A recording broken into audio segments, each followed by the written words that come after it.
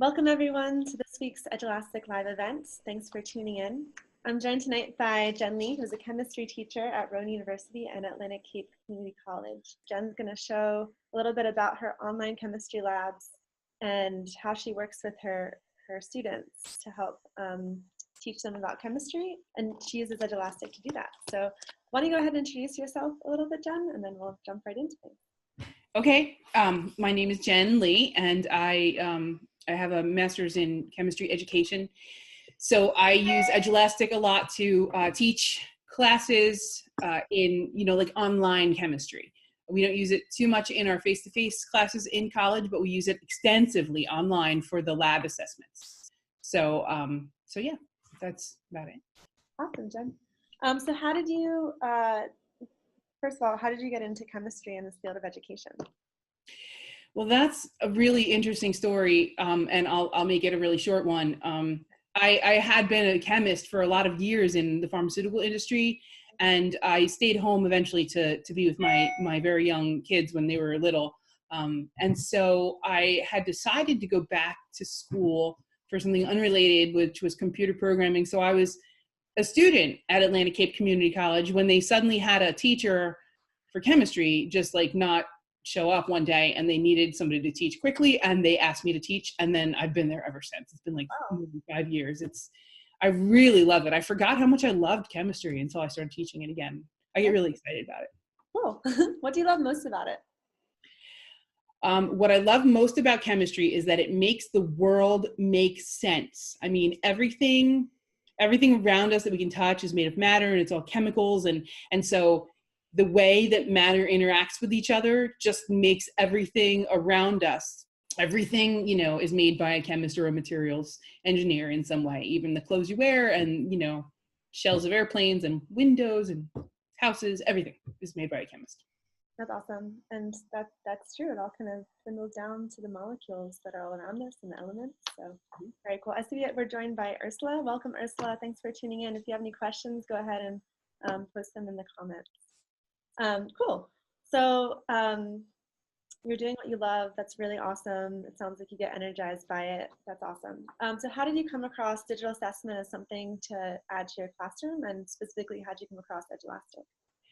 Well, I love technology. I am always looking for some way to use technology with students because they're infatuated with technology, especially in high school and young college students. They're on their phones constantly. So I wanted to use technology instead of going against me and saying, you can't use technology in my class. I wanted it to work for me. And so I have always been a proponent of, educational technology in the classroom. And I was always looking for new ways to achieve that. And Edulastic, when I happened upon it, I was just blown away. It was beautiful and it was helpful, and I could see, the students answering questions in real time and see what they answered and if it was right or wrong, and I could get all sorts of reports. It was just fantastic. So, being a chemistry teacher, not everything is really designed for chemistry. So I had to be a little creative in how I made Edulastic work for me. Mm-hmm. Can you tell us a little bit about how you were creative with it? And of course, at some point, we want you to go ahead and show us what you're doing too. That'd be awesome. Right. So, I mean, sometimes I just had to, especially at first, the first couple of years, I mean, they've made a lot of changes and improvements in the last few years since I've started using it. But definitely I had to be creative with like the use of equations and subscripts and superscripts and things like that, and just use a lot of images and screenshots. But now there's like Edulastic has the equation editors built in and everything. So it's a lot easier now. It doesn't necessarily always work for exactly what I need, but as I said, I need to be a little creative with how I go about using it for lab assessments, and I will show you guys that when I share the stuff with you. Cool. I'd say, why don't we just go ahead and dive right in? Okay. Want to share your screen? Yep, I will share my screen. Awesome. All right, is it shared? It says. Okay. You let me know when you can see it. Okay. I don't see it yet. Did you press? I press share screen, desktop. Let's see. There we go. Oh, there we go. Okay. Oh, beautiful. A lake.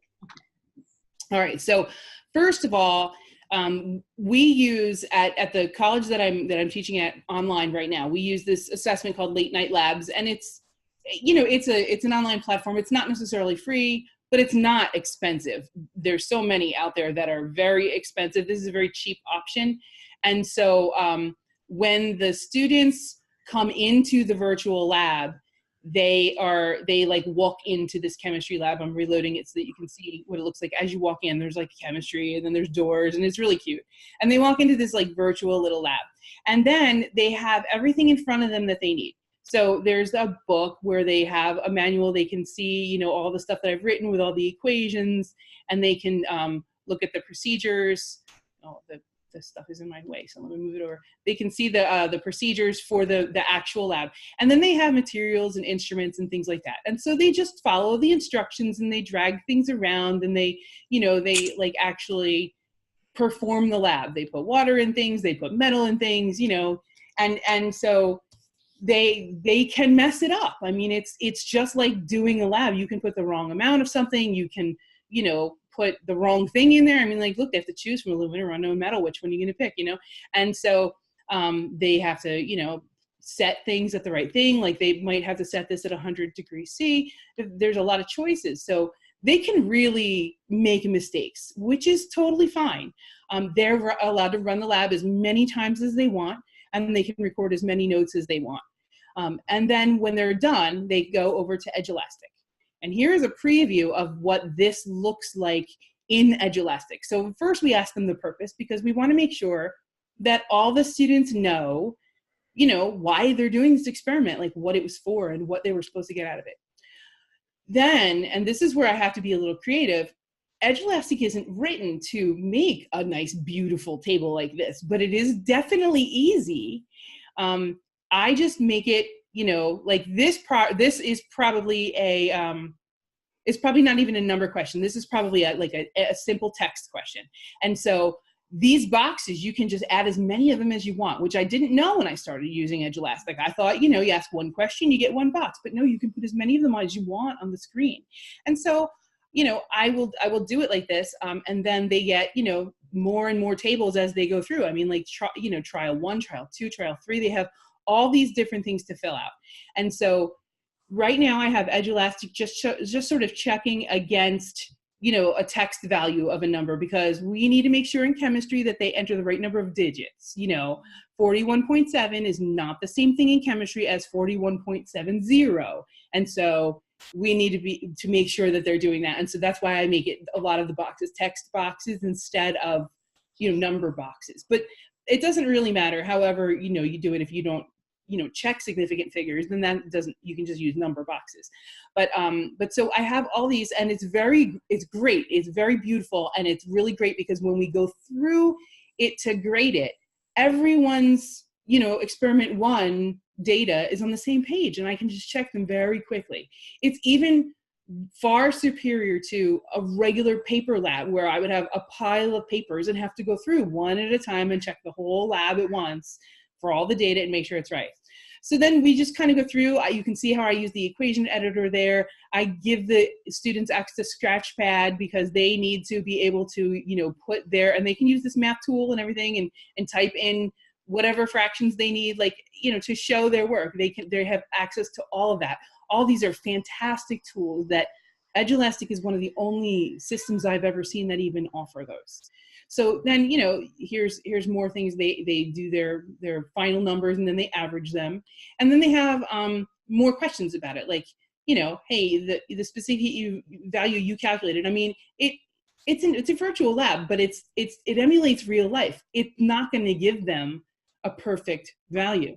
It's going to give them something less than their perfect value, because some of the heat from whatever they were doing, you know, escape. Just like if you use a coffee cup, some of the heat, you know, gets out. Even though it's insulated, like a styrofoam cup, it goes into the air. And so it really happens in the virtual lab too. And so we want them to explain why. So we ask them like open-ended questions like this. Here's the next experiment where they do an unknown metal. So that looks very much the same. And here's one where they have to kind of decide which metal do they think they had as an unknown metal. And I use the picture capability to put that in there. This one is great. I did put this in as an embedded video. And so they're supposed to watch this 38-second video, which is related to the lab that they just did. And then they have to explain, is the demonstration possible? Is it not possible? Was it video magic? Like, why is it possible? How is this related to the lab that we just did? And so I like that I can embed things right in there. And then we have pictures and everything. Again, it's more questions about, using the concepts. So it's not just straight data or straight numbers. We're not just checking things. We're really checking for understanding. And then I have another question always at the end where they paste all their raw data from their actual lab. The Late Night Labs has a place where their lab notes goes, and they just paste their raw data in. So if there's a problem with one of their numbers, I can go back and check and make sure that they have the data correct in the first place to be able to get to those numbers, so that it gives them full credit for that. So that's how that works. What it looks like on my end when we see it is, let me see, I have one of these pulled up. This is the lab that we did from last week, and this is a separation of a mixture by physical properties. They had a mixture of like sand and salt and ammonium chloride, I think, and they had to use 3 different separation methods to get the components separated. And you can see just by here, like some people really got it. There's hundreds, 98s here. We have like 500s in this class. Like some of them really, really got it. And then some of them just really didn't. Like we have a couple at 28%. So you can really tell that lab, it really does allow them to mess things up, or maybe they're really not reading it and understanding what they're doing. But this really shows me who's understanding and who's not. And then I can personally reach out to those students and say, listen, what's up? Do you need help? Should I walk you through that lab, like personally, and we'll go through it? Even though I'm an online teacher, I would still, connect with them using Zoom or using another online thing. And then we can go through the lab, we can go through the questions, we can go through the Edulastic thing and sort of redo it so that they can regain some of the credit. So that's how I've been using Edulastic. I mean, there's definitely lots of things that can be improved for chemistry, but for right now it's working, and it's really pretty. I really appreciate it a lot. That's awesome. And so those students, you're reaching out to them, and are they ever reaching out to you? Can they see their scores at the end? They can, once I mark it done, because there's a lot of them that I have to manually grade. Mm-hmm. So once I mark it as done, they can go in and they can see not only their scores, but all my comments, because I'll write a comment wherever they didn't get full credit on something. I will write a comment as far as like, well, your significant figures were off, but your masses were right, or your masses were off because you included the weight of the beaker, or, something, so that they understand what they did. And some of them are definitely still lost. Like I was, kind of texting with one student almost all day today who just couldn't get the hang of this new lab. And she was really on the right track, but she just didn't understand what she was really, like she had the numbers right, she just didn't know why they were right. And so it takes a long time to teach online, because you're really working with all the students individually instead of as a whole class at once. Mm-hmm. Right. But yeah, they definitely do reach out to me. Today, somebody emailed me and said, oh my God, I got a 23 on my lab. Is there anything I can do extra credit? And I was like, no extra credit, but I can certainly like walk you through the lab and we'll figure it out. That's and nice. So yeah, they do reach out to me, but more often I will reach out to them. Like I will reach out to Purple Donut here and say, I noticed you didn't submit your lab. Uh-oh. Well, I mean, sometimes life gets in the way. I mean, I have one guy who he keeps, with all these hurricanes, he keeps getting sent away for work to, repair their damage. And, he doesn't even tell me. He's just like, oh my God, I've been away for work, and they don't even have any internet because it's all a ravaged area by hurricane. I'm like, tell me these things and I'll help you. Like, we'll figure it out. So, that for those things, the redirect feature is fantastic, because I can redirect it and let him work on it at a different time. That's awesome, especially at the college level when you just don't really know, like everyone has different lives and they're in different parts of their lives. So especially because it's a community college, and not only are there, everybody has different lives, but they're all at different stages. I mean, I have people who are older than me taking my class, and I have people who are from other countries taking my class. It's not always just like they just got out of high school and now they're either in college. Sometimes they're single moms and they have like 3 little kids at home, and they're trying to do an online class because they can't make it with a babysitter to school, that kind of stuff. Mm-hmm. So there's so many different life situations that come into play. That redirect feature gets used a lot. So quickly, since we're talking about like using this for college level, you were a high school math teacher before, then you switched over to college now. What was that transition like, and how did that change things, and are things still working the same? Yeah, well, I mean, I actually taught high school for about 4 years, and I probably will teach it again. I just kind of got busy and life interfered this year. Mm-hmm.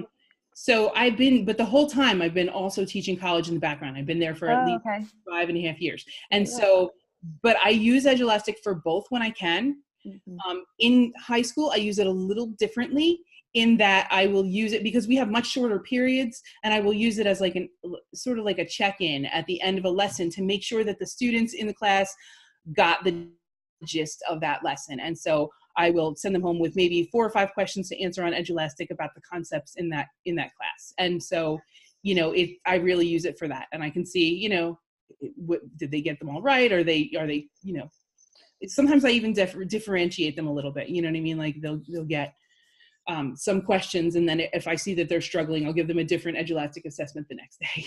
Right. Yeah. Cool. So you've created all these beautiful assessments. Can you tell us a little bit about the workflow for setting them up? I know that you said that it took a little effort to, like you were figuring some things out, maybe you ran into some challenges. So I Yeah. guess 2 questions: workflow, and what challenges did you face and have to overcome during the process of figuring everything out? Well, one of the challenges I have already mentioned, and that's just with the number of significant figures. Mm-hmm. In the virtual lab, right, a beaker weighs like 85 grams, but it says 85.000, and I need them to report it as 85.000. So Edulastic will take 85 if I put that in as a number question. Oh, So okay. I just had to be a little creative with, using some of them as text boxes, which is fine as long as they still type 85.000. It's fine. Yeah. It just comes into play a little bit with the grading, and we're still trying to work out exactly the kinks, like which ones specifically should be used as numbers, and which ones specifically should be used and which ones are we going to not be so strict on significant figures with. Maybe 85 is okay for some questions. So me and my colleague who is writing these with me, I showed her all about Edulastic, and she's in love with it too. We're really trying to work out the kinks. Mm-hmm. But for the most part, it's not difficult to set them up once we know what kind of questions we're going to ask. And as I write the labs, because all those late night labs that are in there, most of them are custom written by us. Wow. Late night labs comes with a whole bunch of labs, but they're like way too advanced for our students. I mean, they're almost written for, like, as if you already learned all of chemistry and now you're going to combine all the concepts and use do a lab where it's like it's testing like 10 different concepts. So we're trying to go real slow and just do one concept at a time. So we're adapting the late night labs and really rewriting them like from scratch. So we have to write a from scratch Edulastic thing, which is fine. We always start with the purpose. We always end with the copy and paste your lab notes here. But in between, we want to ask them about their data. We want to get them to calculate the data and sort of walk them through it, but not in such a way that it gives away the answers. We want them to analyze the data and say, like, why didn't you get, like, aluminum is supposed to be 0.903 joules per gram degree Celsius. Why didn't you get 0.903? What do you think could have happened? Like, why, like, just analyze, like, a little bit about, like, what is really happening in the lab, even though it's a virtual lab, because, again, it tries to emulate real life. Mm-hmm. And so there's those type of workflows when I'm writing an Edulastic assessment. I spend a lot of time on text with my colleague, and I'm like, okay, well, are we going to ask them this question? Do you think this one's too hard? Should we word it this way? Should we word it that way? But as long as we, agree, then I just kind of come up with stock pictures or whatever, or videos that I think are really useful. And it's not hard to build the Edulastic assessment. I would say the tables are the hardest part, getting the data tables to format right. But it's really not difficult once you get used to the interface. It's just like using Word. Mm-hmm. And then you're able to use them over and over again. Do you tweak them from year to year? Or? We do tweak them from year to year. We've only been using Edulastic to do this for 3 semesters now. We started in the spring, and then we use it for summer, and now we're using it for the fall. And so we have had to fix them, like, because we realized, oh, we should have set that one up differently, or this question wasn't clear enough, or whatever. And so, like, I already am keeping notes for, like, next semester, like, okay, change the density lab a little because too many students got this part wrong. They didn't understand what we were asking, or it was too confusing with the way we set up the tables or something. So I am keeping notes, but yeah, we do just modify the questions. Absolutely. Nice. And then working with your teacher friends, like how do you use each other to help make sure, like to help to work on Edulastic? What is that dynamic like, and how helpful is it to have a buddy to work with on these? Yeah, I mean, it's really great to have somebody to bounce things off of. I really wish that we could work collaboratively on the assessments. I have a premium account, but my friend doesn't. And so it's difficult to work together on these things. And like, if I make the assessment or even if I make the question, she can't change it. So it's a little bit difficult in that way. I wish that Edulastic would fix that. But I think it's over to our support team. I think it's designed that way on purpose so that people can't go alter questions on you when you design them that in a specific way for that. But it would be nice to be able to say, like, allow editing on this one or share this with other, that kind of thing. So it is a little bit difficult when we run into those things, but for the most part, we just communicate constantly, and we're like, okay, I have a list. Okay, tonight I'm going to go in and fix these things in Edulastic, and then and we have a schedule. Every 2 weeks a new lab gets released in our online classes, and so as long as we have things set up, like a couple days before the release of the next lab coming out, then we're okay. Okay, awesome. And so thinking about Edulastic, what is your favorite feature and why? My favorite feature, I think my favorite feature is seeing all of as the students are taking the assessments, you can see each question pop up with a green, a yellow, a red, or a blue box. And I think that's one of my favorite features because I can pretty much watch someone do a lab and see how they're doing. And I know it seems a little stalkerish, but I have gone into Edulastic and watched somebody who was starting to fill them out and then watch so many yellow or red boxes come up, click on their responses, and then text them and go, hey, I noticed that you're doing your lab and your masses are really wrong. Are you sure you have the right data? Did you really think about this? I think you should go back to the background information. And they're like, well, how did you know? But that's one of my favorite features because you can see it happen in real time and you can often correct things. That one girl that I was texting with all day, I told her at the very end, I was like, oh, and by the way, your data that you pasted in at the end, your lab notes don't really agree with your other data. Like, did you do it again? She's like, oh, I forgot to fix that. Oh my God, I already submitted it. And I'm like, nope, I just redirected it and now you can fix it. That's So nice. like, oh my God. So yeah, I like that it's very real time. There's not like a lag in between. I can redirect something and it immediately opens. I can see what they're answering as they answer it. And it's really a very novel system. I've not seen anything like this before. That is really cool, especially I think for e-learning, because in a way it's like you're right there with them in the lab as much as you can be for an online class. Yeah. And I mean, it's funny because with this online class, I mean, they have 2 full weeks to do it. It's really kind of unusual that I would log on at some point and see somebody doing it. But, if we had more okay, we're going to all do the lab on Friday at 9 a.m., then I could really see it better. But I don't think that everybody has the same kind of schedule, to be able to do that. Right. Everyone seems to have, again, like we were saying earlier, everyone's kind of on a different pace of life or has different things going on or has kids or traveling. Cool.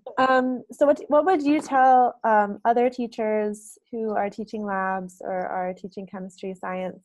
What would you tell them if they were looking for some way to help them, if you knew that this would help them or benefit them using digital assessment?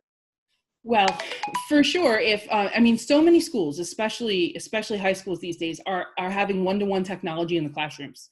So many schools have Chromebooks or laptops in the classrooms, or even just iPads, and they can use it in class to give quizzes or to give like an exit ticket right then. It's so easy to just use when you have that technology in the classroom. You can watch, it's almost as if you have your eyes on everybody's paper, watching them all fill out the same questions at the same time, and you can see who's getting them right and wrong. And it's really, really great. So I would say for anyone who has the digital technology, in their classrooms, like a one-on-one kind of thing, Edulastic is like what I would use almost every single day for that. And for other ones who don't, maybe they're doing something like I'm doing, where it's an online class, it's still really great. It creates beautiful assessments. It really is very versatile, and it's customizable, and you get so much information out of it. You really get a lot of data that you can analyze. Like, I can see, for example, like question 5, most people are getting it wrong, and I'm not really sure why. Is it worded badly? Is it too confusing? Is it a hard concept? So those kinds of things are a lot easier to see on Edulastic than they are when you have a stack of papers in front of you. Cool. Awesome. And so with your science labs, with your teaching, with your online learning, what are your goals for the future? Do you have any things that you're trying to reach for next, or are things like pretty good as they are, just continue to tweak? Goals for the future. I mean, I don't know. I definitely want to get more things onto Edulastic. I want to get like other types of assessments on there. I have a lot of things that I've used for AP chemistry and in high school. I have a lot of assessments that I've written for those, but I would even like to get the regular chem students who are in real labs, like real live person labs. I would like to be able to get all their lab assessments onto Edulastic eventually. Mm-hmm. I have to get the college to agree with that, but I think because right now it takes so long to grade them, and they're not really all that difficult or that extensive that we couldn't put them on Edulastic. They really just have to write a purpose and a conclusion and a couple sources of error, and then just analyze their data. So it's almost the same thing that we're doing with the online classes, but right now they're like typing it out, they have to print it, they have to bring it in. Imagine if we could just see it as they do it, and then we could grade it like in Edulastic. It would just be so much better. So I think that would be definitely a goal for the future. I would really like, personally, my goals for the future are I would really like to get further into educational technology, and maybe even start teaching educational technology in addition to teaching chemistry. I mean, I don't want to get rid of my chemistry. I love chemistry. Mm-hmm. I own more than one pair of periodic table shoes. Mm-hmm. But yeah, I think that I am so passionate about educational technology in general that, I would be a really good fit for, an educational technology department somewhere. And I think that's probably where I'm going to go personally. Cool. I think with your energy and your excitement and your savviness towards it, I can totally see you head in that direction, and also holding on to chemistry at the same time. Fun question that's not quite related to this, but is, what do you like doing for fun? So when you're not teaching chemistry, you're not working with your students. It's going to sound really nerdy, but I like to do logic puzzles, like those ones with the boxes that says, this one is not that, and this one is that, and this one came after this, but before that. I like those a lot. That's cool. Like way more than anyone I've ever met. I like those. Wow. Did you have books with them or online? I mostly do them online because books are just cumbersome, and I like to, if I work a lot, and so if I'm working on my laptop and working and I need to take a break, I will lay down on the couch with my iPad and some logic puzzles and just do them. Nice. Does chess count, or is it's more like word problems? They're like you'll have to look them up, but they're actually like logic grid squares. But yeah, chess is more like a strategy game. Okay. So logic puzzles now not just the box ones, but also ones that like sometimes it's like there's 2 and then there's 4 and then there's 1, and it'll draw a picture, like it'll be a picture. And then you have to figure out where all the little boxes go. It's really cool. It's a little bit nerdy of a hobby. I love it. That's awesome. Cool. And you'll have to send me the website because I am actually curious about that. I'm trying to get good at chess, and my brother loves puzzles, so be good to pass on. And then what's your favorite Edulastic question type? I think my favorite Edulastic question type would be the numerical, or even the numerical like with units, because those are the ones that I use the most in chemistry. And I like that I can put more than one box in a question. So I can make it as detailed or not detailed as I want it to be. And I love that I can, use the equation editor and everything to put complicated like chemistry formulas in there and then have them answer with a numerical answer. It really is great for like higher level chemistry. That's awesome. Nice. I just want to mention, if anyone's tuning in on Facebook Live right now, you can go ahead and put any questions in the chat box and we'll get to them. Or you can connect with us after and ask Jen questions later. Also, Jen, I think that some of your assessments are publicly available in the Edulastic library. Is that right? Yes, they are. Yeah. A lot of them. So you can go ahead and I'll post this, I think afterwards, a couple of her assessments so you can check them out. They are really cool. And I feel like she just creates them so well with images and with really clear directions and with equations. So they're really worth checking out, especially if you're a science teacher, particularly if you're a science teacher in high school or college, because you're going to be using a lot of equations and more in-depth science terms, which I think is just so, I guess, beautifully crafted by Jen. So worth checking out. Awesome. I think that kind of brings us to the end of this Edulastic live event. I just want to say, thanks so much for joining us, Jen. It's been a real pleasure learning from you, and I think what you're doing is really cool. Thank you. I appreciate being able to help. I mean, I love Edulastic, and I've been on the innovator team now this is my second year, so I'm really glad to just help and do something. Thank you. We love having you on the team, and your energy is awesome, and so is what you're doing with your students. So thanks so much for everything. Thank you.